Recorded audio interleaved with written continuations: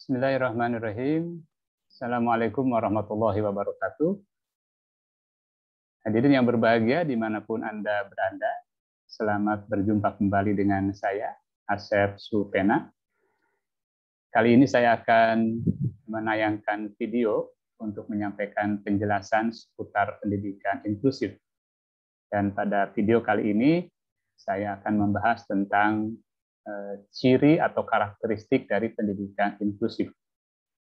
Materi ini disajikan dalam rangka kegiatan pengabdian kepada masyarakat Universitas Negeri Jakarta tahun 2021 dalam bentuk pendampingan kepada guru-guru di sekolah inklusif di DKI Jakarta. Ini adalah video kedua. Dan perlu saya sampaikan, video pertama terdahulu berbicara tentang pengertian pendidikan inklusif. Dan kali ini kita akan membahas tentang ciri atau karakteristik dari pendidikan inklusif. Orang-orang mungkin akan bertanya, apakah sebuah sekolah itu sudah layak untuk disebut sebagai penyelenggara pendidikan inklusif? Karena dewasa ini banyak sekolah-sekolah yang sudah mengklaim dirinya sebagai pelaksana pendidikan inklusif. Maka untuk menjawabnya, mari kita lihat sejumlah ciri atau karakteristik, sehingga ciri-ciri ini dapat dijadikan alat untuk menilai apakah sebuah sekolah layak untuk disebut sebagai pelaksana dari pendidikan inklusif. Ciri umum dari pelaksanaan pendidikan inklusif adalah yang pertama, anak mengikuti pendidikan di sekolah yang terdekat dengan rumahnya. Jadi kalau ada satu sistem pendidikan di mana anak-anak itu bisa masuk ke lembaga pendidikan secara acak, gitu ya. Misalnya dia tinggal di sebuah tempat, tetapi dia memburu sekolah unggulan di sebuah tempat yang jauh dari rumahnya. Nah, sementara anak-anak yang ada di dekat rumah, ada yang rumahnya dekat dengan sekolah tersebut tidak memiliki kesempatan untuk bisa mengikuti pendidikan di sekolah yang terdekat dengan rumahnya. Jadi artinya ketika regulasi ya, atau sistem pendidikan yang diberlakukan itu mendorong dan memfasilitasi bahwa anak-anak itu bisa mengikuti pendidikan di sekolah yang terdekat dengan rumahnya, itu sudah satu tanda ya mengenai pelaksanaan pendidikan inklusif. Berarti hak dan peluang untuk mengikuti pendidikan itu didasarkan kepada tempat atau jarak terdekat ya dengan sekolah tersebut. Karena memang secara logika anak-anak yang paling berhak untuk mengikuti pendidikan di sebuah sekolah adalah anak yang tempat tinggalnya paling dekat dengan sekolah tersebut. Nah, yang ciri kedua dari pendidikan inklusif adalah sekolah menerima semua anak dari berbagai kondisi tanpa membedakan latar belakang dari anak tersebut. Apapun status sosial ekonominya, apapun latar budayanya, apapun latar kemampuannya, bahasanya, jenis kelaminnya, agamanya, apapun, itu bisa mengikuti pendidikan secara bersama di sebuah sekolah, maka artinya sekolah tersebut sudah menunjukkan salah satu ciri dari pendidikan inklusif. Jadi ketika sebuah sekolah hanya menerima siswa dari kelompok tertentu saja, misalnya sekolah itu hanya menerima anak-anak yang memiliki skor IQ di atas 130, yang lain tidak diterima. Nah, maka tentu ini tidak menunjukkan ciri dari sekolah inklusif. Nah, yang ketiga, sekolah menghargai dan menerima perbedaan yang ada pada siswa. Siapapun siswa yang datang ke sekolah tersebut, apakah yang status sosial ekonominya tinggi, sedang atau rendah, apapun agamanya, apapun kemampuannya, sekolah menghargai dan menerima realita perbedaan yang ada pada mereka. tidak membeda-bedakan penghormatan, tidak membeda-bedakan perlakuan. Semua dihargai dan diterima tanpa syarat. Kemudian yang keempat, cirinya adalah sekolah menyiapkan lingkungan dan sistem pelayanan yang dapat menjamin semua anak bisa berpartisipasi dalam berbagai program atau kegiatan yang ada di sekolah.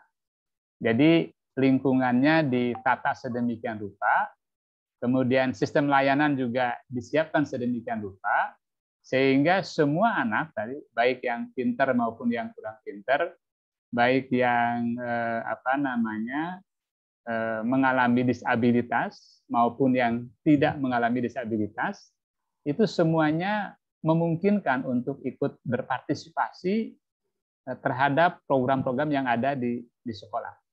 Jadi terkadang kan kita menemukan sekolah yang penataan lingkungannya, kemudian alat dan sarana yang ada, itu hanya mengakomodir begitu orang-orang dengan tingkat kemampuan tertentu atau orang-orang dengan kondisi fisik tertentu. Sementara yang lain itu tidak memungkinkan untuk bisa berpartisipasi. Nah, maka ini menjadi ciri penting bahwa sekolah sejak awal sudah dirancang sedemikian rupa sehingga semua anak dari berbagai kondisi memungkinkan untuk bisa beraktivitas atau bisa mengikuti program-program yang ada di sekolah dengan mudah dan aman. Kemudian ciri berikutnya dari pendidikan inklusif adalah setiap anak memperoleh layanan pendidikan atau layanan pembelajaran yang sesuai dengan kemampuan dan atau kebutuhannya. Jadi kita tidak memaksakan anak untuk mengikuti kurikulum tertentu yang bersifat standar, tetapi jika kita mendapati anak dalam kondisi tertentu dan itu tidak memungkinkan untuk mengikuti kurikulum yang standar itu, maka kemudian sekolah berupaya untuk melakukan penyesuaian sehingga kurikulum yang ada sesuai dengan kebutuhan siswa. Nah, ini termasuk ciri penting dari pendidikan inklusif. Kemudian ciri berikutnya adalah semua anak memperoleh kesempatan yang sama untuk berpartisipasi dalam kegiatan pendidikan, walaupun mungkin dengan cara dan kadar yang berbeda. Jadi, prinsipnya semua anak tanpa kecuali memperoleh kesempatan yang sama untuk mengikuti semua program yang disediakan oleh sekolah. Walaupun di dalam pelaksanaannya mungkin orang-orang tertentu mengikuti program tersebut sesuai dengan kadar dan atau kemampuannya. Nah, kemudian ada ciri khusus pendidikan inklusif dalam konteks anak berkebutuhan khusus. Kalau tadi kan ciri pendidikan inklusif dalam konteks umum. Nah, ciri pendidikan inklusif dalam konteks anak berkebutuhan khusus diantaranya adalah pertama, anak berkebutuhan khusus diberi kesempatan untuk mengikuti pendidikan di sekolah reguler. Jadi sekolah umum itu memberi kesempatan atau menerima anak-anak berkebutuhan khusus untuk ikut mengikuti pendidikan di sekolah tersebut. Yang kedua, sekolah menghargai dan menerima kondisi yang ada pada anak berkebutuhan khusus, baik kekurangan maupun kelebihannya. Faktanya bahwa anak-anak berkebutuhan khusus itu, terutama anak-anak yang masuk kategori disabilitas, itu tentu akan memiliki kekurangan-kekurangan tertentu atau hambatan-hambatan tertentu atau kesulitan-kesulitan tertentu. Nah, maka sebuah sekolah itu dipandang sebagai sekolah inklusif ketika mereka mau menghargai dan mau menerima realita perbedaan yang ada pada mereka. Nah, kemudian yang ketiga cirinya adalah sekolah menerima dan mengakui hak-hak anak berkebutuhan khusus secara penuh sebagai warga sekolah, sebagaimana siswa lainnya. Jadi ketika anak berkebutuhan khusus masuk ke suatu sekolah reguler, maka sekolah tersebut harus mau menerima atau mengakui hak-hak ABK secara penuh sebagai warga sekolah. Berarti dia punya hak untuk mengikuti semua program atau semua peluang kegiatan yang disiapkan oleh sekolah. Kemudian ciri berikutnya adalah sekolah menyiapkan lingkungan dan sistem layanan pendidikan yang dapat menjamin anak berkebutuhan khusus bisa berpartisipasi dalam berbagai program atau kegiatan yang ada di sekolah. Intinya, anak berkebutuhan khusus memiliki kesempatan dan peluang yang sama untuk mengikuti setiap program yang ada di sekolah. Upacara bendera itu bisa diikuti oleh anak berkebutuhan khusus. Ketika ada ekstrakurikuler, mereka pun diberi kesempatan yang sama untuk bergabung ke dalam kegiatan ekstrakurikuler. Ketika ada kegiatan-kegiatan sosial lainnya yang disiapkan oleh sekolah, mereka juga bisa mengikutinya. Intinya, semua program yang diciptakan atau yang disiapkan oleh sekolah, pada prinsipnya itu bisa diikuti atau bisa dimasuki oleh siswa berkebutuhan khusus. Kemudian ciri berikutnya bahwa anak-anak berkebutuhan khusus memperoleh layanan pendidikan atau pembelajaran yang sesuai dengan kemampuan dan kebutuhannya.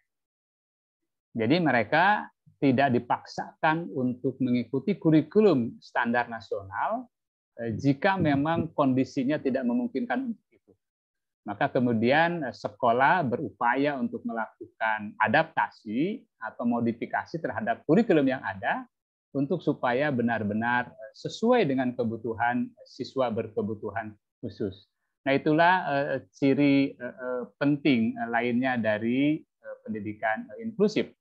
Dan yang berikutnya, ciri dari pendidikan inklusif adalah anak berkebutuhan khusus memperoleh kesempatan yang sama untuk berpartisipasi dalam kegiatan pendidikan dengan cara dan kadar yang mungkin berbeda. Ini kembali ke ciri yang awal tadi, bahwa pada prinsipnya semua program yang ada di sekolah itu harus memberi kesempatan dan peluang yang sama untuk bisa diikuti oleh siswa berkebutuhan khusus. Walaupun di dalam pelaksanaannya mungkin disesuaikan dengan kadar atau dengan kemampuan yang ada pada siswa berkebutuhan khusus. Nah, itulah Bapak dan Ibu sekalian, ciri-ciri atau karakteristik dari pendidikan inklusif, sehingga kita semua bisa menilai diri sendiri atau menilai sebuah sekolah untuk kita bisa menyimpulkan apakah sekolah tersebut sudah menyelenggarakan sistem pendidikan inklusif atau belum. Semoga bermanfaat. Assalamualaikum warahmatullahi wabarakatuh.